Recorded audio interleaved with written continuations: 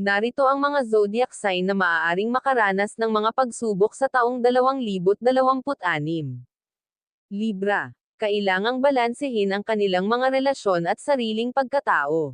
Ang mga partnership at relasyon ay masusubok, at dapat maging handa sa realidad ng mga bagay-bagay, lalo na sa pag-ibig.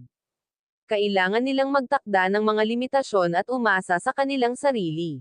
Sagittarius. Maaaring makaranas ng biglaang pagbabago sa komunikasyon at relasyon sa iba. Dapat silang maging bukas sa mga bagong ideya at iwasan ang mga impulsive na desisyon.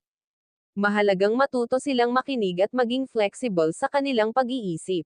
Scorpio. Magkakaroon ng malalim na pag-aanalisa sa sarili. Ang mga isyu sa relasyon ay maaaring lumitaw, at maaaring magkaroon ng pagkaantala sa mga plano. Mahalaga na manatiling kalmado at huwag hayaang kontrolin ng emosyon ang kanilang mga desisyon. Leo. Maaaring makaranas ng emosyonal na tensyon at kailangan ng pag-iisa at pagmumuni-muni dahil sa impluwensya ng Jupiter. Aquarius. Maaaring mahirapan sa pagbalanse ng personal at profesional na buhay, at maaaring makaranas ng pagkabalisa o mga problema sa kalusugan.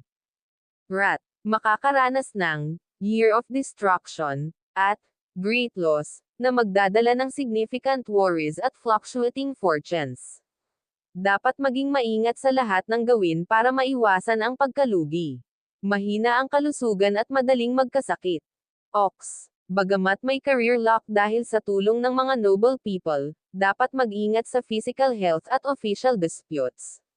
Bagamat may mga hamon, ang mga sitwasyong ito ay maaaring magsilbing pagkakataon upang pag-isipang muli ang mga pagpipilian at magbigay daan para sa mga bagong oportunidad.